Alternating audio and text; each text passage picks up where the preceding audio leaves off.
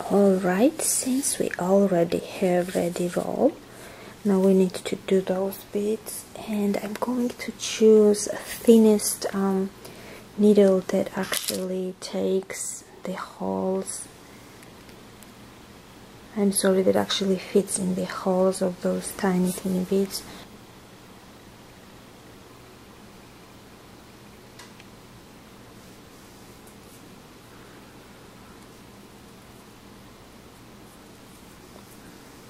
Okay, this is a regular white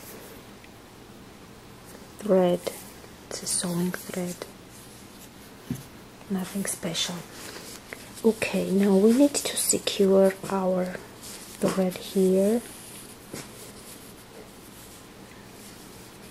I did the loop, okay, but I will secure once more, and I'm trying to not to move my strings too much here, because it will lose the this nice organized smooth look. Okay, alright, here are the flowers from the shell,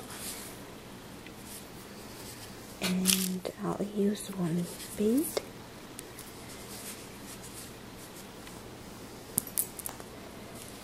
And I will go back here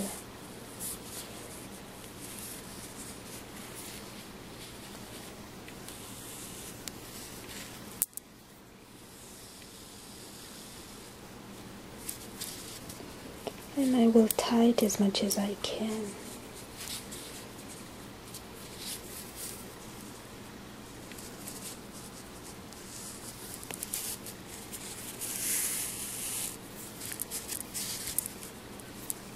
By the way, if it's not really too tight, you can just do a drop of some kind of glue here and underneath, and it will hold better. Okay, and now I simply will continue doing the other bead. It's the same. See, I did not cut the yarn here, the thread here, excuse me, and I will do my other flower right here.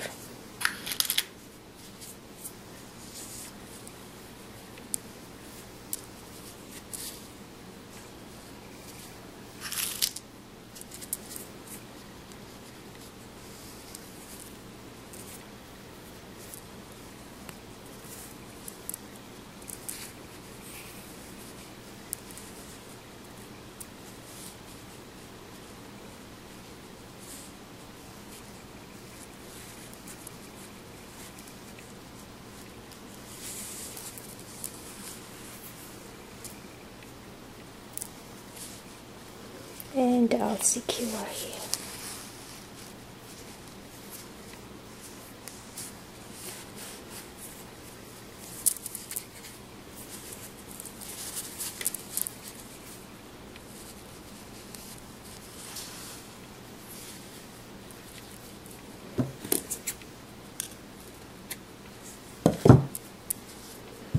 And I actually can cut this even more, so I don't have to see the thread.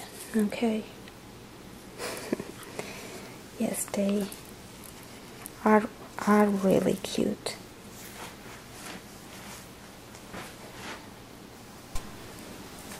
Alright, at this time we are becoming more and more creative, and we want to do yellow darling napkin ring. Okay, used two kinds of yarns for this one. We basically already know how to wrap yarn on the roll, and this was the baby yarn, yellow one, and it was from Cuddle Soft. I just lost the wrapping for yellow one, but it's from the same company, so it's a very thin gauge. And another type of yarn I used was I don't know the name, I'm sorry, but see, it has kind of, it's a designer's yarn, it has some kind of grays in it. In general, it's black, and it has kind of this zigzag look. Okay, now I will just cut just by the eye. I cut some yarn from the big one, and see, what would I do? I will pull out a little bit of it from front, see,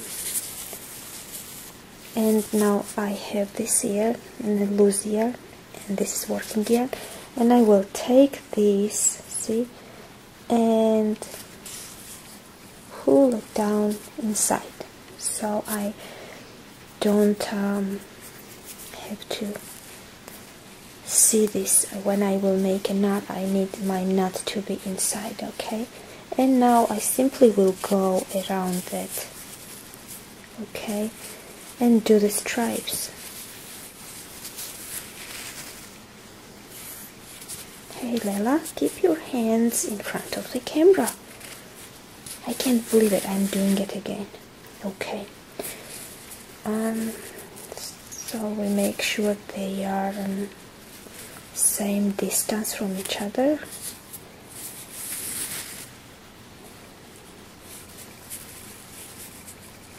Okay, I will keep this one with finger while I'm pulling out the another end of the yarn.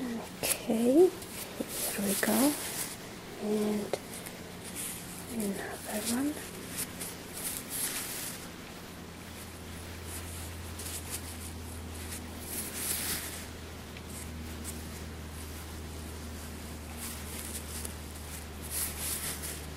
And I'll make one more and we are done. Here we go. Now I just will do the knot. Let me cut a little bit because it doesn't let me to show you. Okay. Here I need to tie the knot.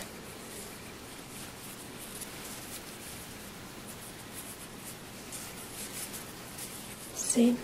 And then I pull down the one end here from one side and this from here on the other side, and then I will do another knot again.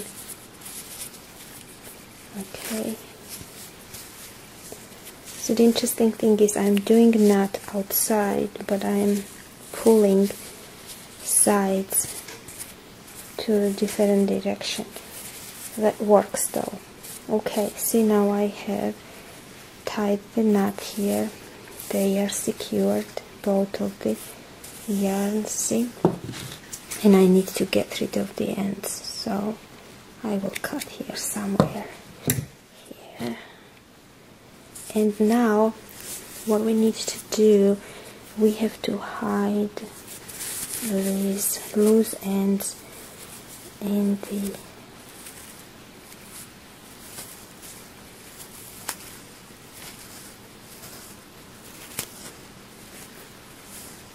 see, you may have bump left here, but it doesn't really matter because it's the inside of the see. Oops. Okay, this is our finished roll and ready to go. Alright, my next darling is this white roll, and I already made another roll. I already wrapped around the yarn, and this is not difficult at all. All I have to do, just find the, luckily I have exactly the same button, but actually you can use any other. It depends what you try to accomplish. This one, for instance, the off-white, or maybe you want to have this. It depends again. This adds a lot of interest too, look, and contrast. Well, okay. Now I also used for fringe Bernard Bow. It's all white, monochromatic, and I took the bow itself, excuse me, the yarn itself, and he just cut it. I need the 3 pieces. And simply did it. I don't do any special measurings or something. See, I have 3 pieces, and now I will take those and tie a knot, all 3 of them together, so they are secure together. Okay, so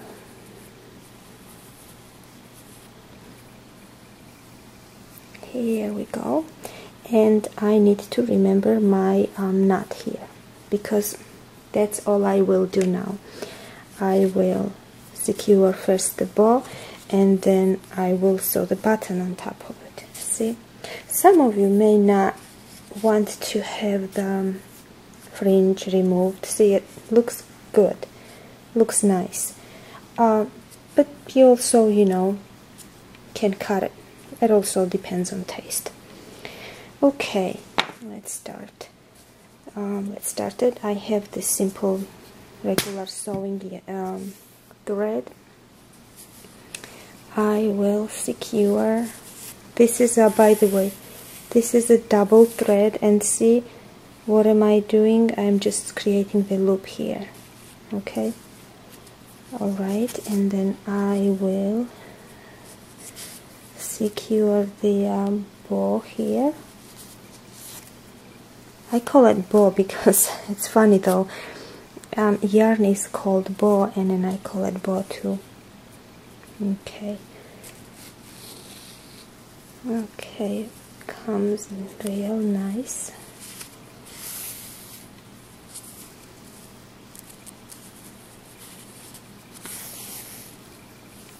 Okay, it's secured here, and a tricky part is when you start to put the button on this, you have to actually make a hole in the carton, and this is a little bit hard to do.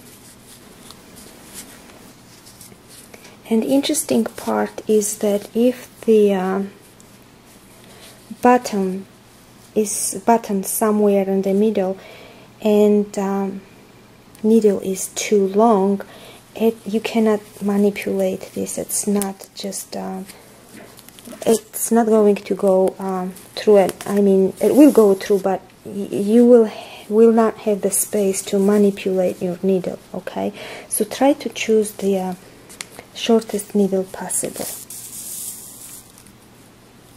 and you don't have to have too much of this because it really secures really well a few threads, and then you are back in the business.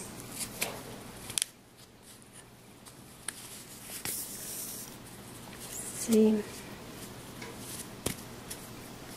and I will secure it here because I don't have a room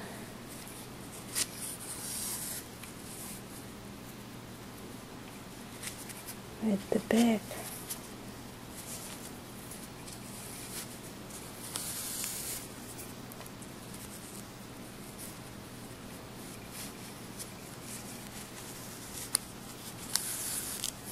Okay, this is done, and we simply cut the thread,